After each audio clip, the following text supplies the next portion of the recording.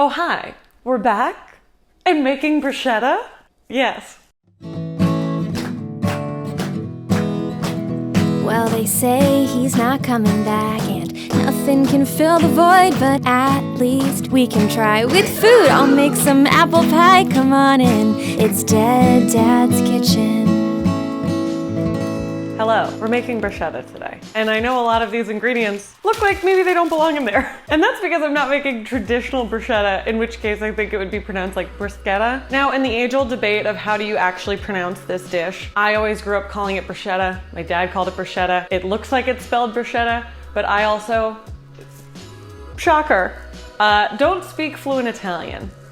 This is a recipe I've been wanting to show you guys for a really long time, especially because I've sort of teased it like 4 different times. And so now we're finally gonna do it, and I'm so excited. It's one of these recipes that I think is actually really easy, and not in a way that's like chicken soup easy, where you're like, oh, you just chop a bunch of stuff and put it all in a pot and wait, because you still have to like check it and like take the chicken off the thing and all that. A chicken soup episode is coming. I mean, this is easy. Like, this is a dinner that I have probably like once a week, maybe. Well, here's the way I do dinners, is I'll make something 4 nights in a week, do the same next week, and then not have it again for like 7 months. I can feel myself getting closer to my bruschetta phase of dinner. I have all my ingredients, and you're here, and so I figured,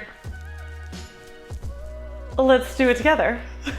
Okay, what you're going to need to make this, and okay, here's another thing. This is a recipe that you can totally make your own. If you hate tomatoes, you can like boil some asparagus, season that up, roast that, throw that on some bread. Who cares?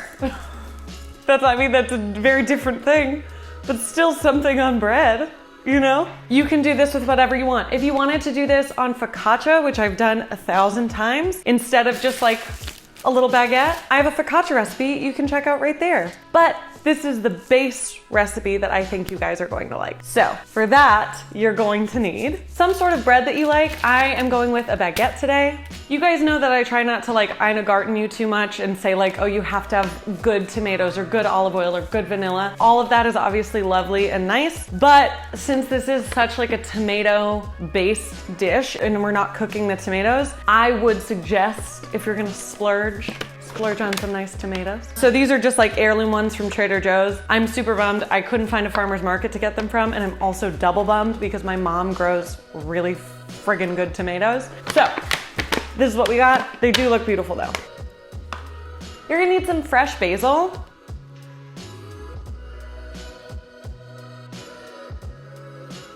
I did have a basil plant that I was actually taking very good care of. Here's something that I do. I am gonna make something that has basil in it. I'm like, I'm gonna get a basil plant, I'm gonna take care of it. And then I do.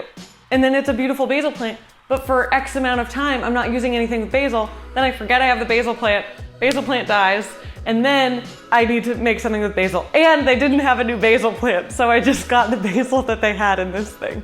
Let me show you the basil plant that I was taking care of for like a whole month and a half. I honestly was crushing it.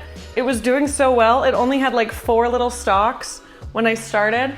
Unfortunately, time got the best of us on this one. You're gonna need some garlic. I'm gonna use a mixture of fresh garlic and roasted garlic, which I'll show you how to make. Some olive oil. We're also gonna use some balsamic vinegar. I am gonna use this fun, cool white balsamic.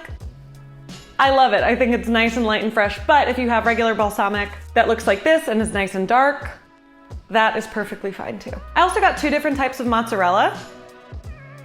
I got part skim because I think this melts a lot nicer, and I want to show you guys 2 versions of my bruschetta today. One where I melt some cheese onto the bread, and one where we just use nice fresh mozzarella torn up instead of having to melt it. And of course you're gonna need some salt and pepper. I meant some salt and pepper. Okay, so we're going to get our base ready, which is our tomatoes. Now, I'm sure I've told you this 1,000 times, but it never hurts to have a little reminder. Anytime you're working with fresh fruits or vegetables, or kind of anything that's from the earth, make sure you wash it.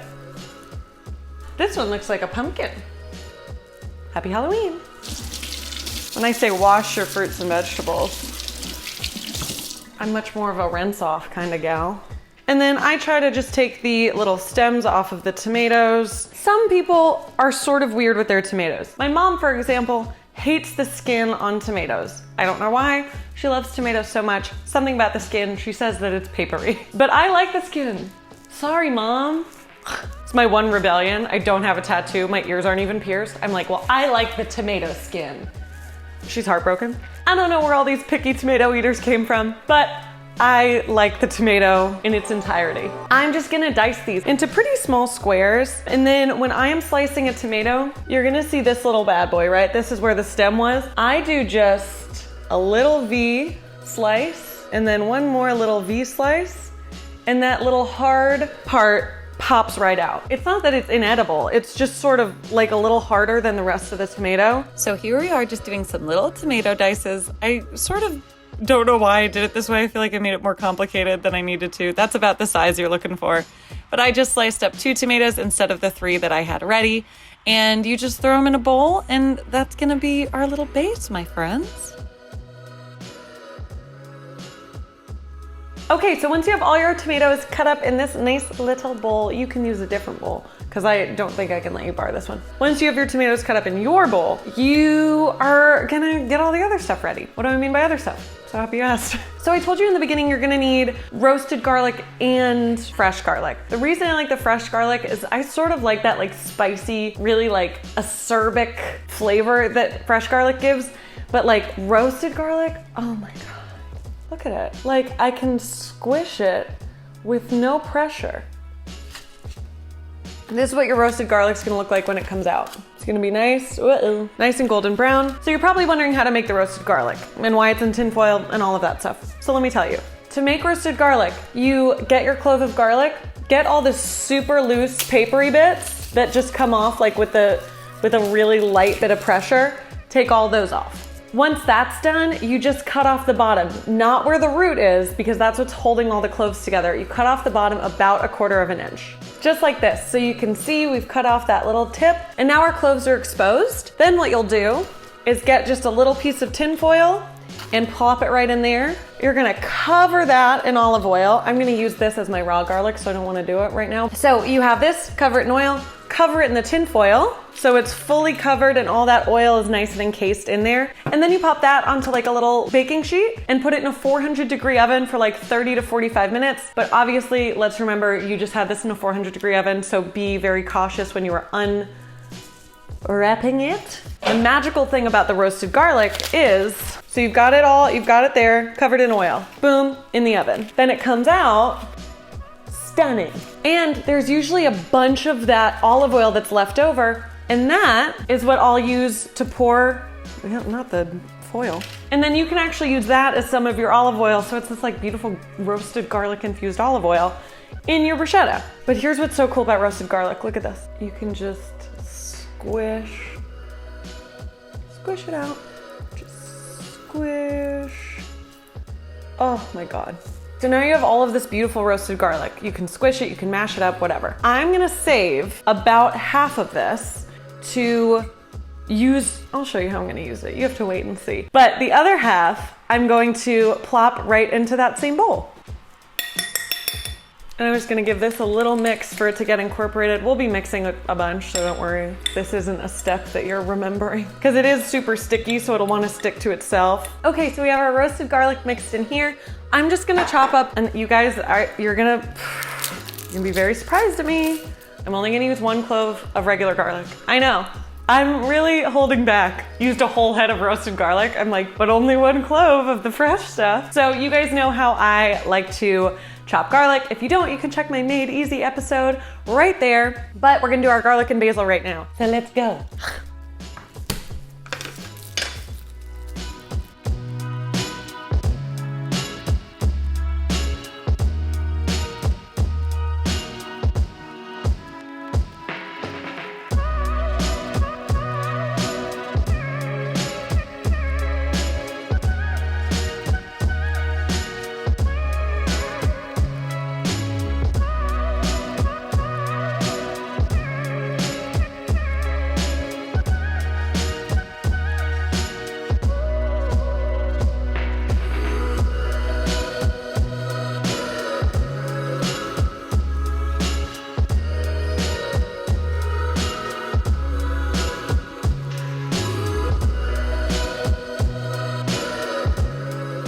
Okay, so now we have our beautiful tomato mix. I'm gonna give this a taste. Well, that's fantastic. This is something that I do like to let sit for a little bit, just so all the flavors can kind of get to know each other and marinate like a little bit. I wouldn't suggest making this too far ahead in advance, just because you have that fresh basil in there. Sometimes fresh herbs can like lose their pizzazz, especially their color, and they'll get sort of wilty if you leave them sitting for too long. So we've got our tomatoes ready. And don't forget, we still have our roasted garlic. Now we're gonna move on to the bread. I either do my bread one of two ways. I take my little baguette. I really wanna make baguettes, but I think it's harder than I think it is. So can you guys see this? Of course not. I love the heel of the bread. This is usually just my snack. I always like to cut on the diagonal. I think it makes it look prettier. So I cut my bread the same way every time. Always cut it diagonal, always cut it about, I don't know, half an inch thick. But I prepare it in two different ways. Should you be using a serrated knife when you cut bread? Yes. Trick question, you thought I was doing something wrong? I'm not. Always want to keep all the bread the same thickness. If you like it a little thicker, great. If you like it a little thinner, I don't care. Just a couple pieces right now. I have 6 pieces of bread for each way that we're gonna prepare it. For the first way, this is going to be our fresh mozzarella. A fresh mozzarella preparation. This is gonna be our fresh mozzarella preparation. Oh my God, my Costco parchment paper ran out and it was like maybe one of the saddest things that's ever happened to me. So I keep these right on here with just a tiny bit of olive oil. Ding, ding, ding. Tiny bit. So these are just gonna be purely crostini. We're not adding anything to these except the olive oil and the salt, actually. Our bread deserves to get seasoned too. These are gonna go into a 375-degree oven until they are nice and golden brown. I'll probably flip them halfway through and then we'll have some very pretty crostini that are ready to go. We're back over here. We're hanging at the stove. I missed you. Here's where we're going to get a little crazy. I'm gonna have this on medium heat. Add a touch of olive oil in there. Fun. Now, how much butter is left in here? Add the rest of this butter. So we've probably got about 2 tablespoons of butter, 2 tablespoons of olive oil in there. And here's what I like about this preparation is the olive oil gives it like a really nice, like earthy, unctuous, fruity flavor, and the butter really helps it like brown so beautifully. And I think this is fun because this is the preparation where we melt the cheese on the bread. Again, I'm sorry, I know this isn't traditional, but not traditional doesn't mean not delicious. So let's keep that in mind. So now that this is getting all nice and pretty in Melty Town, USA, here's what I'm gonna do. I'm gonna take each piece of bread, plop it in, keep watching, don't go anywhere. And then once they've all got one side coated, now I'm gonna flip them. You could do this with tongs if you want, if you're not an idiot. I might have added a touch too much oil, but that's okay. So this is the iteration where we're using our part skim, low moisture mozzarella. So I'm gonna cut off a couple chunks of this. You guys are gonna see how fun and pretty this gets. Okay, so I'm gonna give these another flip actually. Now that both of these sides are nice and toasty roasty with that olive oil and butter, and turn the heat up just a little bit. I'm gonna flurg. Now, I'm gonna take some pieces of cheese that I cut up and plop it on there. Just plop one on each one and then cover it up so that the steam can start to melt that cheese. Stunning. Okay, so we're going to let this warm up, melt down, then we'll pull it off. Same goes with the crostini from the oven. Then I'm gonna show you our secret garlic trick and then we're gonna put it all together and then you're gonna be jealous that you're not eating it, so you're gonna have to go make it yourself. So I promise I didn't forget about the roasted garlic. I wouldn't ever in my life. We have our beautiful crostini. This is from the oven. We've got our little bit of roasted garlic. Scoop her right up, bingo bango, and then squish it down. Get out of town, look at that. I know, it's incredible. Last thing, we're just going to tear some mozzarella. For each little crostini, I do probably like that much. So it looks something like this. And then look at our stovetop crostini, the monument of truth. Okay. Maybe I'll just do it a little lower. There we go. Oh my God. And yes, will this all be for me right now? Absolutely. Oh my God. Now, the moment of truth, even though I know it's true because it's delicious. We're gonna do our skillet one first.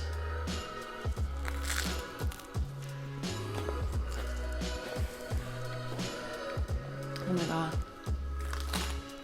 I'm not even done. I'm like, Dude, that nice butter, the olive oil crisping that up, the melty cheese, it's like sort of pizza vibes, but not really. And then, okay, this one. Dude, the roasted garlic on that is like sweet and so beautiful. And these tomatoes are gorgeous. Mercy. I do believe I'm getting the vapors from this bruschetta. This is one of my favorite things to make in the whole entire world. It's so fun and so easy to make for people. It's fresh, it's herby, it's garlicky and delicious and so nice. You also don't have to put cheese. If you want to make it totally vegan, make it totally vegan. But I just think that this is like a perfect treat, especially for summer, because if you don't want to, you don't have to have your oven on, heating up your whole house. If you wanted to, you could just do it on fresh bread. That would be delicious too. Wow, okay. I'm honestly going to go eat every single one of these right now. But thank you guys so much for watching. I miss Dead Dad's Kitchen so much. Hopefully we're gonna get some guests back on very soon. And until then, make some bruschetta.